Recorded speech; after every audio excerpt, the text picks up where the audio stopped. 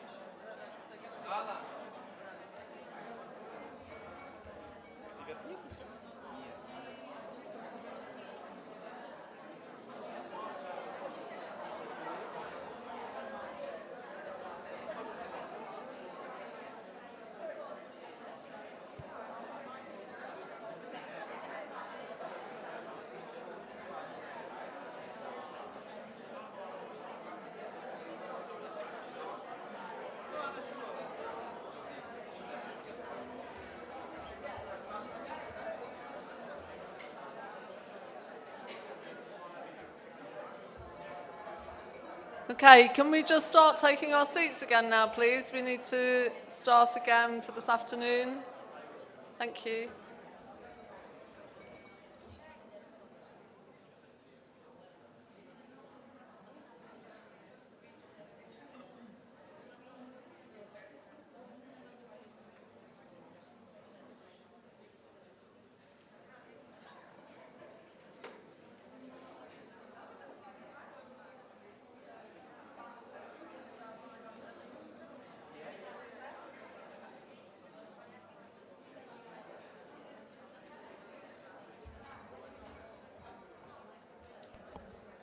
Okay, everybody, thank you so much for coming back into the room, and I hope you've had a very productive afternoon. I'm sure it's been quite tiring as well, so we're going to try and put a bit more energy back into the room before we leave at the end of today.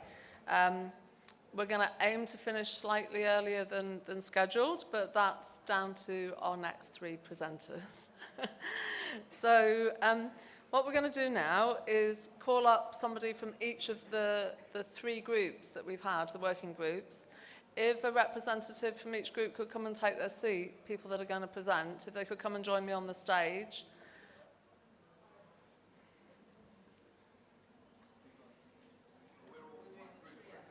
Is there a lot of you? Okay.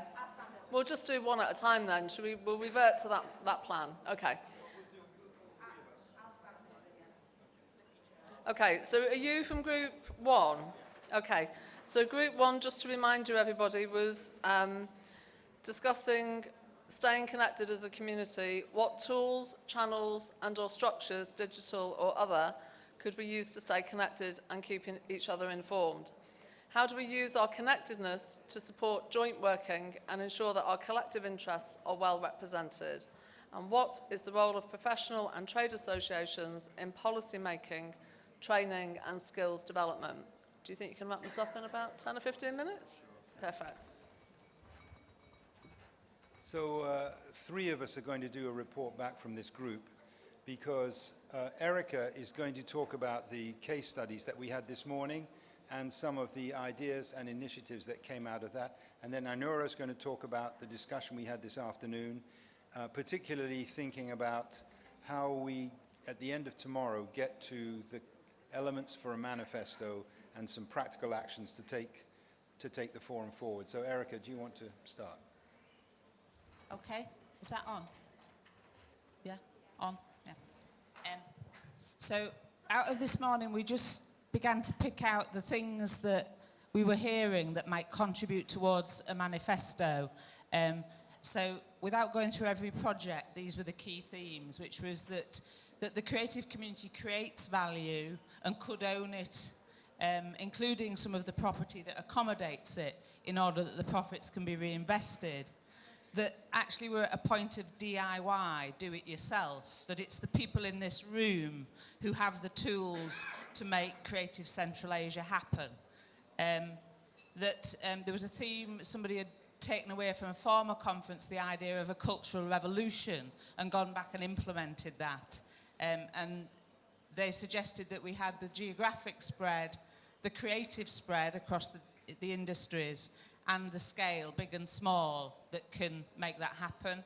That the manifesto should be an or an expression of our collective strength and how good the sector is, the best of us, rather than the needs. So it begins to talk about what this sector offers rather than what it is asking for. That action should be based on that,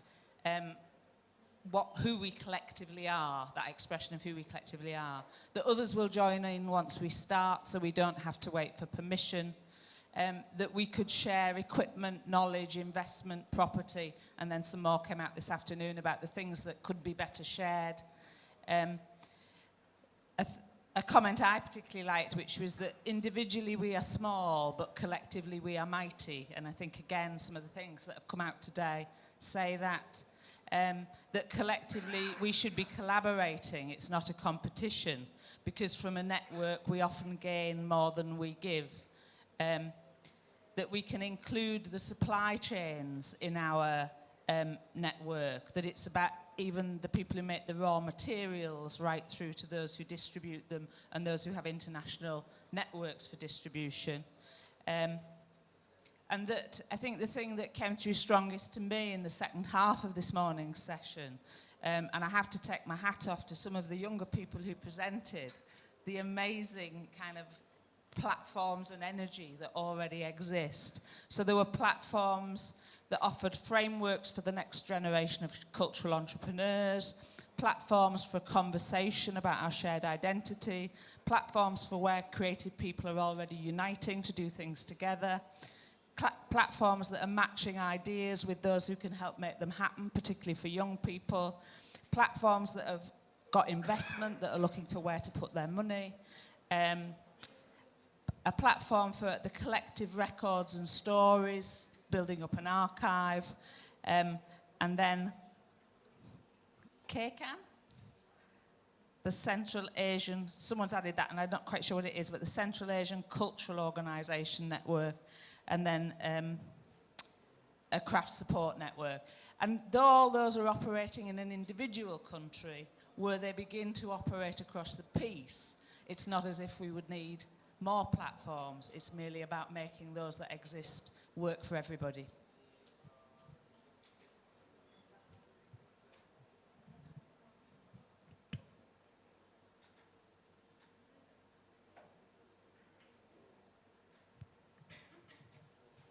Во второй половине дня In the second half of the day,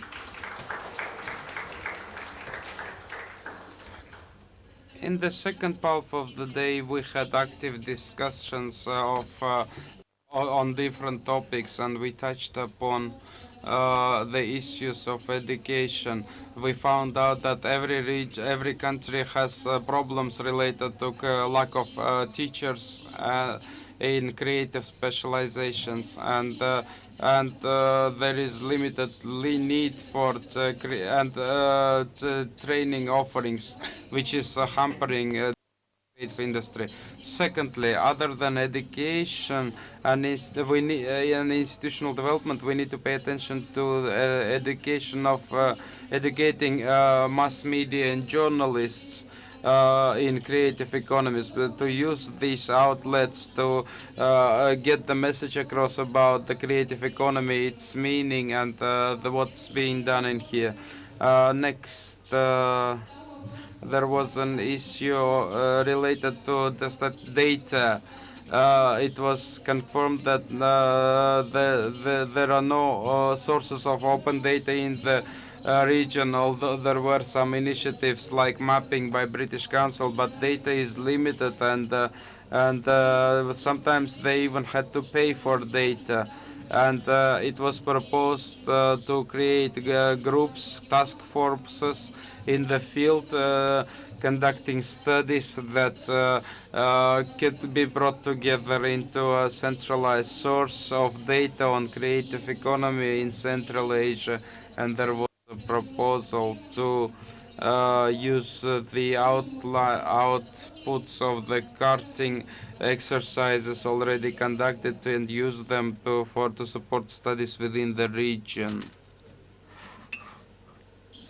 Also, it was said that we, the creative economy, need to learn how to better provide visibility to our operations, because we learn about a lot of interesting projects, but people are unaware of them, and we need a platform or a resource where everybody could share their projects, learn interesting information.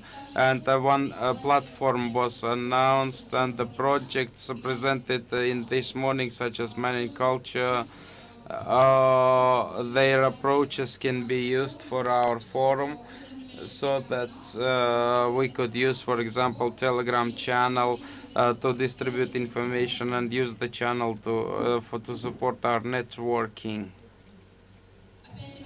Again, using data from information from the first half of the day, there was an interesting project presented by Salem. This is an interesting platform in Kazakhstan, now reaching out to Central Asia, and we can use this resource to announce information about projects related to Creative Central Asia. And also there was a question discussed about the education.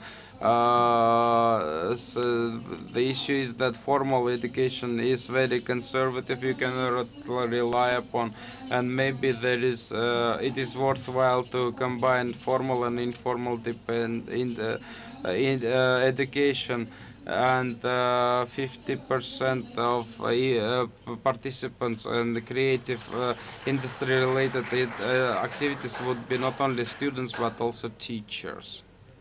Just add one or two things to that. From this morning's session, 4 things that I thought were really interesting in the cases that we were presented with. One was a story that Erica told about an organization she works with, whereby taking over empty property that was cheap because it was empty and derelict, and beginning to get creative activity going in that property, they've in some cases generated 5 times the value. They've increased the value of the property 5 times. So I think thinking about property and property development, because creative people need spaces to work in, is something which we should be thinking about in plans for the future. Secondly, a presentation from the Nerve Centre in Northern Ireland, a great story about what has become a very important arts and cultural institution in Northern Ireland, but it took 30 years to get there. It started with 1 guitar, and now it's a £2 million a year centre employing 60 people. So I think one of the lessons from that is we always want things to happen quickly, but sometimes these creative industry initiatives take maybe 10, 15, 20 years to grow, and it's good to be thinking long-term as well as short-term. Then the third thing was Janet Artikova from Turkmenistan, who's a jeweler.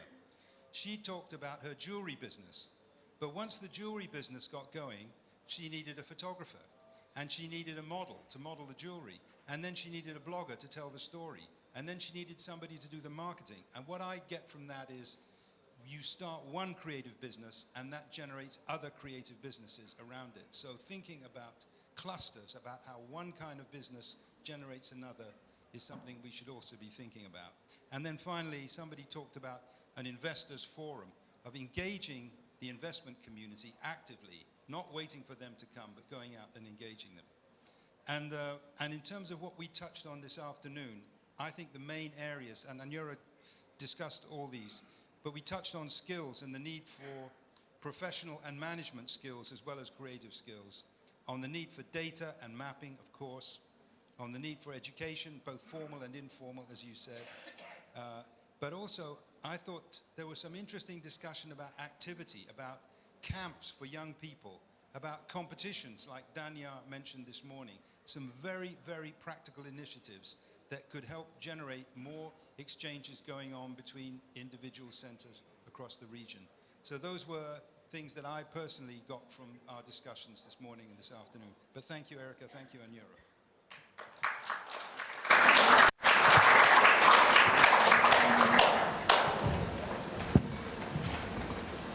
Thank you, John and his team. So the next group was Group 2, who were working about building our audience and customer base. Do we have someone from Group 2 to present? And the questions were, how do we develop value propositions that our target audiences and customers and the communities we work within recognise and appreciate? And secondly, if our sector is serious about growth, how do we incorporate and respond to cultural diversity in what we do and how we do it?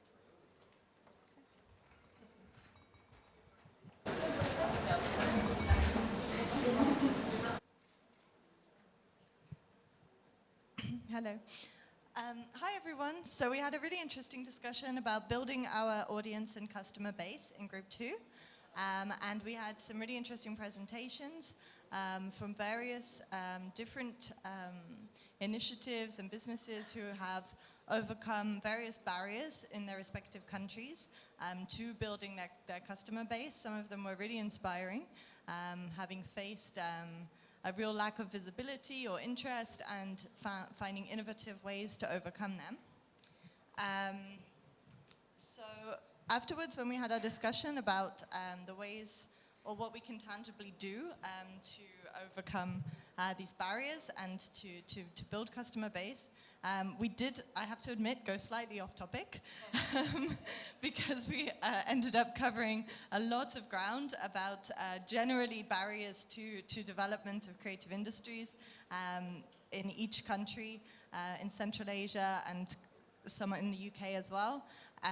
So essentially, yeah, we covered customer-based and other issues, and the main three components that we came up with were, first of all, education, second of all, information, and third of all, dialogue.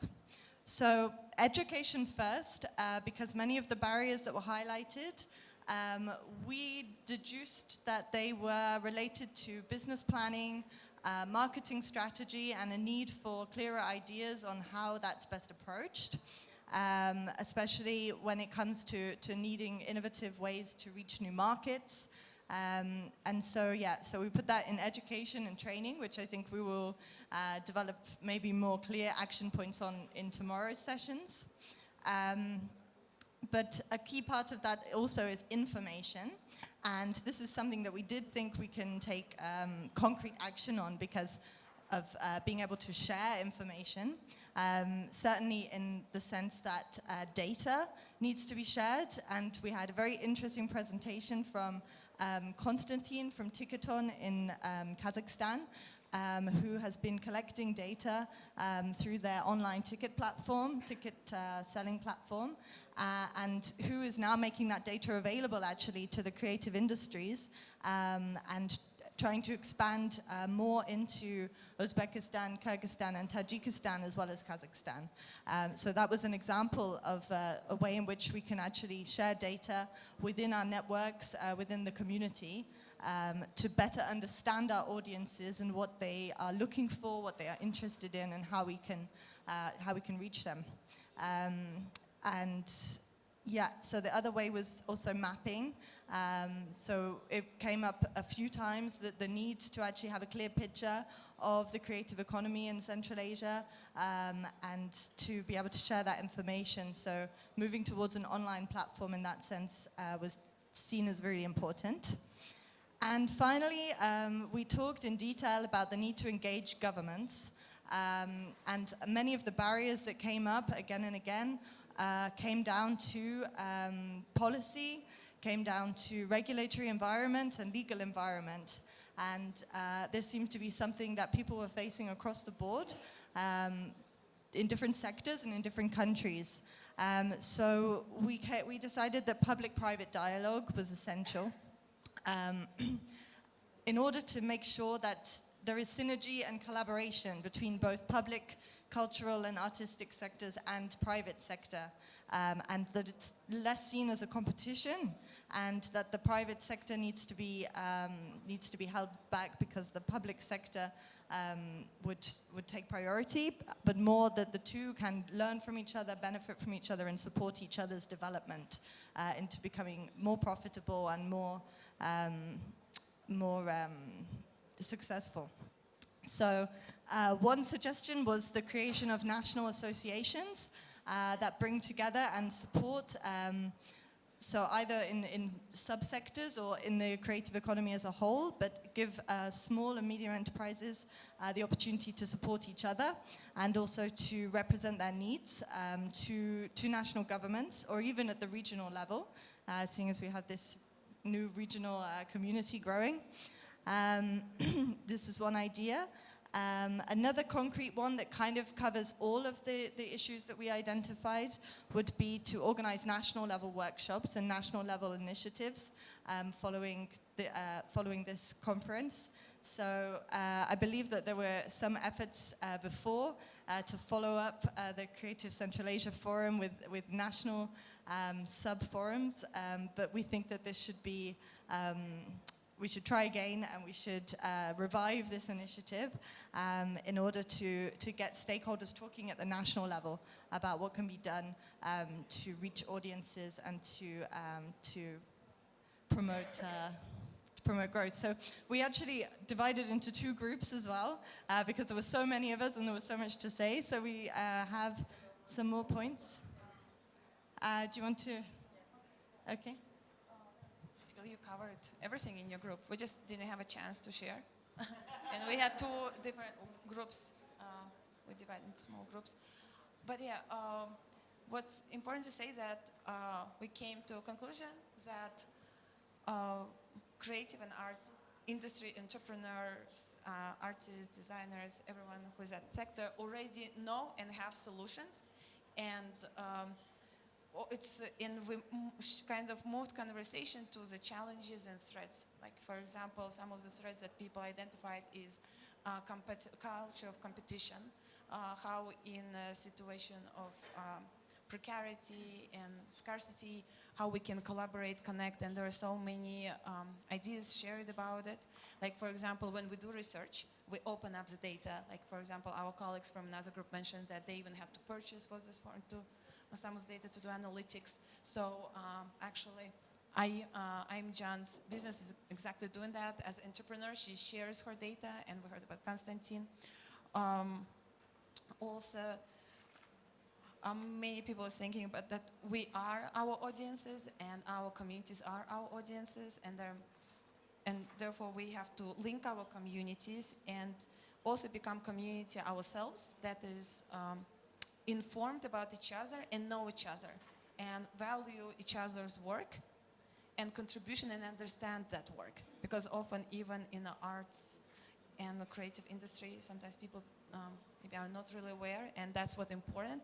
And once we know each other, we'll be able to share and network and collaborate even more effectively and meaningfully. And also that we wrote it in the form of manifest because people are already doing it. For example, shifting paradigms and trends while trying to understand and to fit global trends. Also at the same time, there is a threat of multinational corporations and mass market and larger global inequalities that are now entering Central Asia. So many of creative industry speakers, they shared that concern, like how to deal with that. So it's a consciousness raising, nurturing our own environment. And even when there seems to be no competition, where it seems to be no environment and no understanding, continue making quality arts, and that is like autonomous, that is of own kind of, yeah. Because basically everyone said we have a similar, yeah, and continue to risk, experiment, go beyond the comfort zone, and even like Konstantin's business proves that it's about reflecting the reality and you working across disciplines and sectors, like for example, engaged in IT, humanities, classical arts, civil society, recognizing ourselves as civil society, working with non-profits and local authorities. В конце хотелось бы просто дополнить, все уже было сказано. Would like to complement a bit. Everything has already been said, but about values, half of the people sitting here are business people, I think, and we all in our group have agreed that business, nothing personal, it's business, is not a good stance, because business always reflects the person who owns it and who runs it. So first of all, we should develop ourselves, we should form our values, our norms, and then within your business, you can somehow share this, you can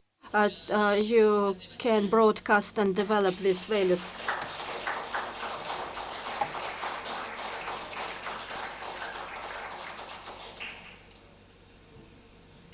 Thank you.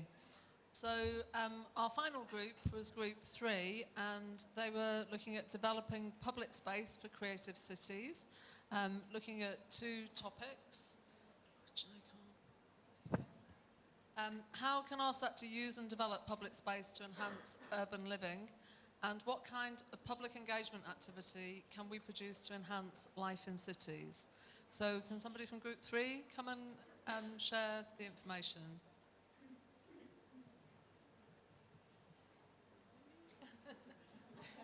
The public space group, would you like to come and share?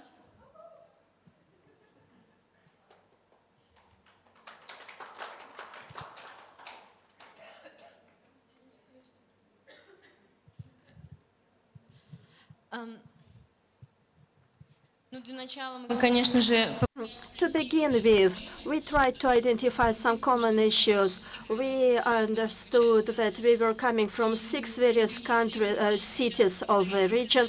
We know where we are from, but we were looking for some common ground, for some common language, looking for the problems and challenges faced all of us. And we agreed that there were many issues related to education, institutional memory, the public sector, and the lack of sustainable mechanisms for interaction. We were talking about the low level of public engagement, a low level of support from the state, financial issues, and of course the lack of physical space that would allow us to self-express. The solution for this issue, we thought it was necessary to somehow network and collaborate. This forum was created to enable us to share our experience, to discuss what we do, and to share best practices. We decided it would be good to have a unified, a common calendar. We'll come back to this a bit later.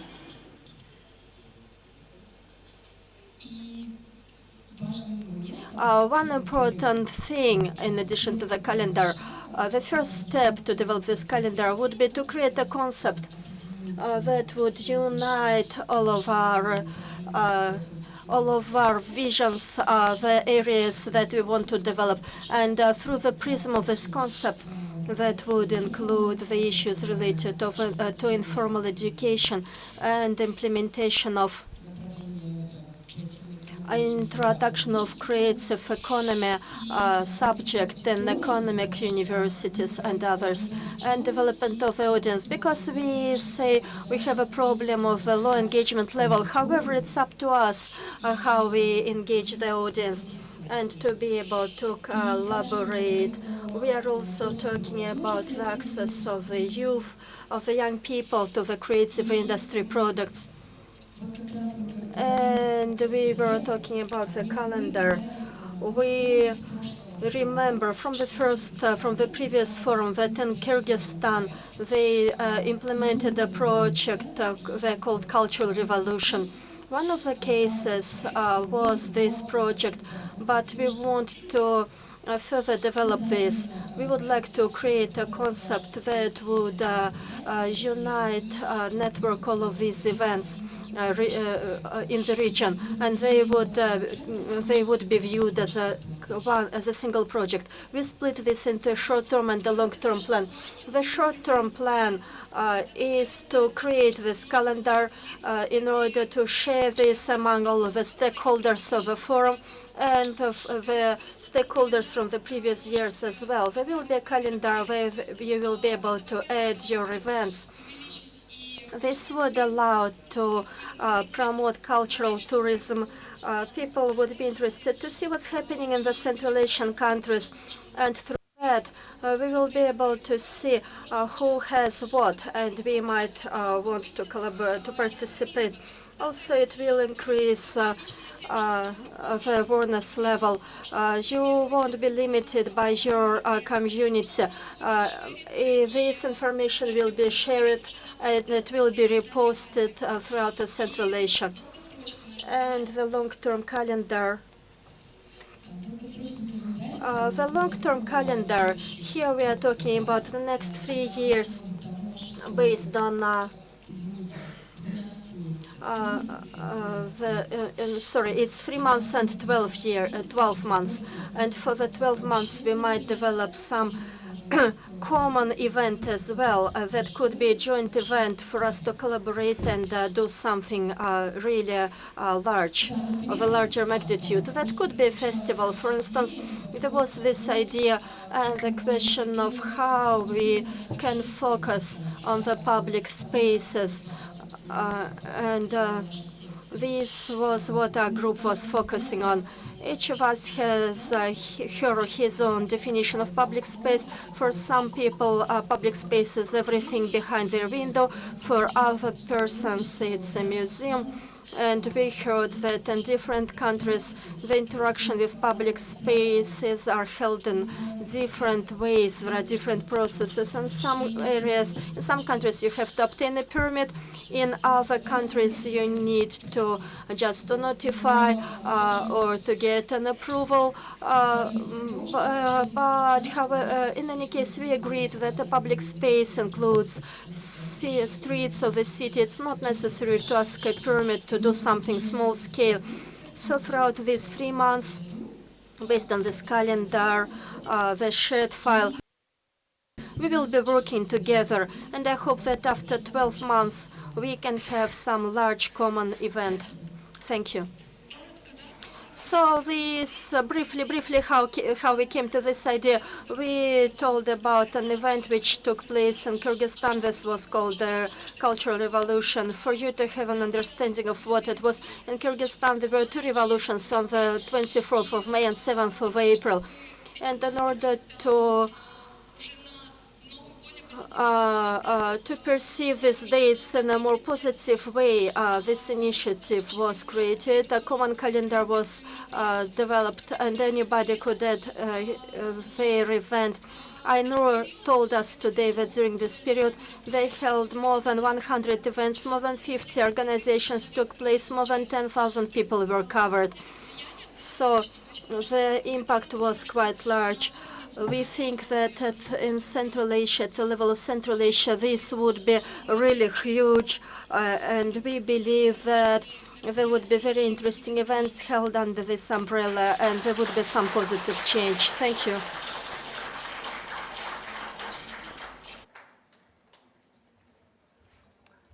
Wow, you were busy today. I'm sure you're all feeling it.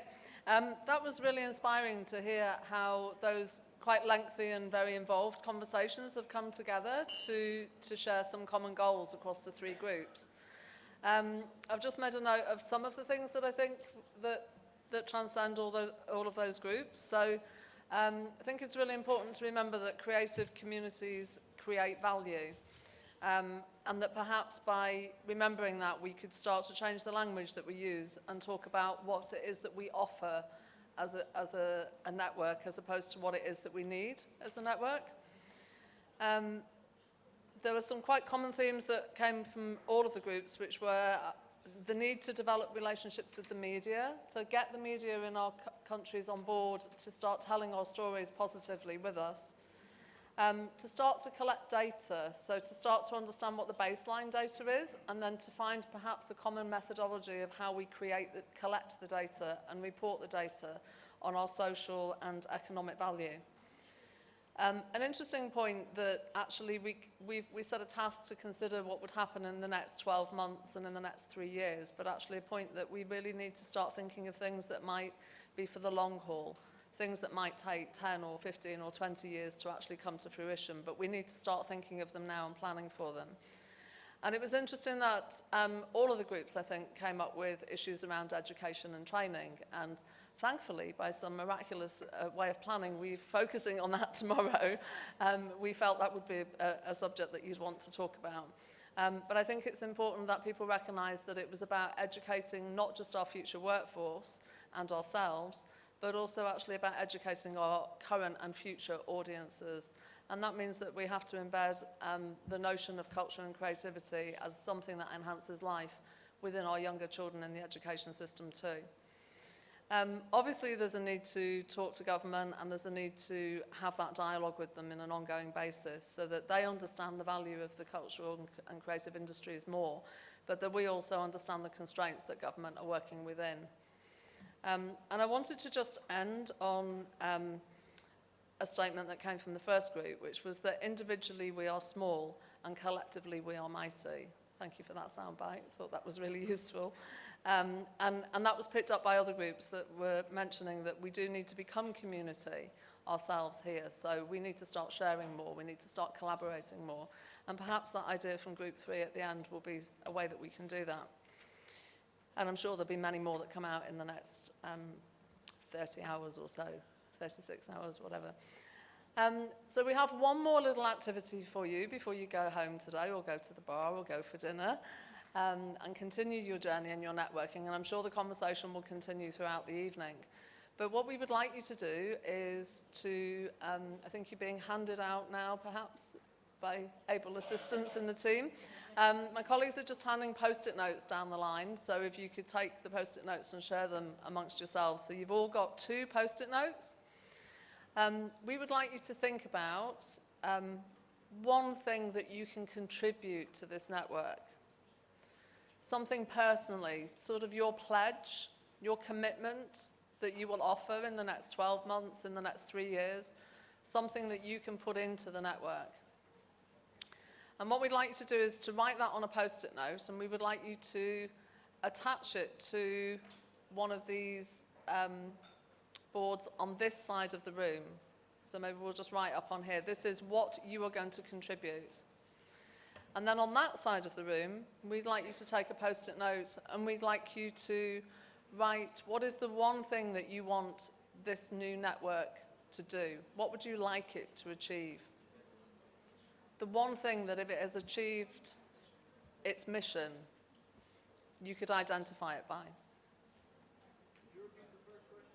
The first question is, what will you contribute to the new network? What's your personal pledge? What skill or talent or effort can you put into this new network? Okay?